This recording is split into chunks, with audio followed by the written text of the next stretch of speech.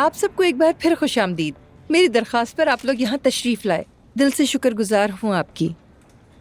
और आज हम यहाँ एक ऐसा जख्म याद दिलाने के लिए जमा हुए हैं जिसे हम जिंदगी भर भुला नहीं सकते। साथ ही एक उम्मीद की किरण बनने के लिए भी, जैसा कि आप सब जानते हैं, 6 फरवरी 2023 को आने वाले उस अजीम जल्जले ने पूरे तुर्की को हिला के रख दिया था और हम सबको गहरे दुख में मुब्तला कर दिया था। हमने हजारों कीमती जानें खो दी।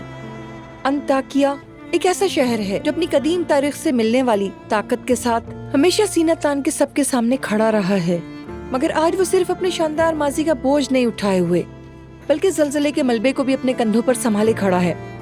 वो बहन भाई जिन्होंने अपना घर, अपना खानदान और अपना मुस्तकबिल खो दिया, आज हमारे सहारे के मुंतजिर हैं।